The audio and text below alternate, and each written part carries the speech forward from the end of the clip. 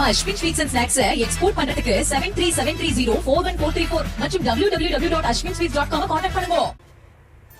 விரும்புகிறோம். இது விரல் நீட்டி குற்றம் சொல்லுகிற அந்த முயற்சியெல்லாம் கிடையாது. ஒரு கொழுந்து விட்டு எரிகின்ற பிரச்சனை. பீகாரில் 64 லட்சம் வாக்காளர்கள் நீக்கப்பட்ட கதை எல்லோருக்கும் தெரியும். அது மாதிரி மற்ற இடங்களில் நடந்துவிடக்கூடாது என்று அதைத்தான் நான் சொல்கிறேன். இதனுடைய முடிவு ஒன்றும் கிடையாது. நாங்கள் பேசுவோம், அவர்கள் பதில் சொல்வார்கள்.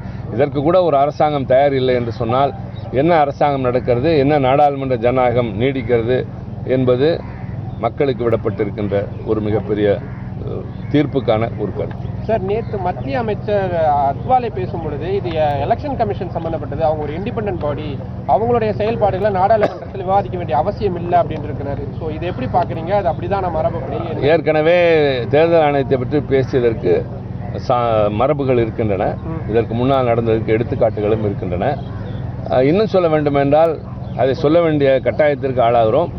தேர்தல் ஆணையர்களை தேர்ந்தெடுக்கின்ற குழு என்பது முன்பு பிரதமர், எதிர்க்கட்சி தலைவர், அடுத்து உச்சநீதிமன்ற தலைமை நீதிபதி என்று இருந்ததை மாற்றி உச்சநீதிமன்ற தலைமை நீதிபதியை வெளியே அனுப்பிவிட்டு இன்னொரு அமைச்சரை கொண்டு வந்து உட்கார வைத்த போதே ஆட்சிக்கு பெரும்பான்மை கிடைக்கிறது. அரசாங்கத்தின் சார்பில் 2 பேர், எதிர்க்கட்சி ஒருவர் என்கிற போது அவர்கள் யாரை நினைக்கிறார்களோ அவர்கள் தான் தேர்தல் ஆணையர்களாக வருவார்கள் என்கிற போது அந்த நியமனத்தில் பாரபட்சமற்ற தன்மை இருக்குமா, ஒருதலைபட்சமாக இருக்காதோ என்ற ஐயம் வருகிறது. அது ஐயம் உண்மையோ என்கின்ற அளவிற்கு பல செயல்களும் நடைபெற்று கொண்டிருக்கின்றன. எனவே அங்கே பேசக்கூடாது என்று எதுவுமே கிடையாது. நாடாளுமன்றம் என்பது எல்லாவற்றையும் விவாதிக்கும். நாங்கள் பேசுகிற அந்த பேச்சும் நாங்கள் இயற்றுகிற சட்டமும் தான் உச்சநீதிமன்றத்திற்கே இந்த சட்டம் சரியா இல்லையா என்று தீர்மானிப்பதற்கு அரசியல் சட்டத்தின் அடிப்படையில் செயல்படுகிறோம். எனவே எதுவும் விவாதத்திற்கு அப்பாற்பட்டதல்ல. நிச்சயமாக விவாதிக்கலாம். அதற்கு மார்க்கம் இருக்கிறது, விதிமுறைகளிலேயே இருக்கிறது.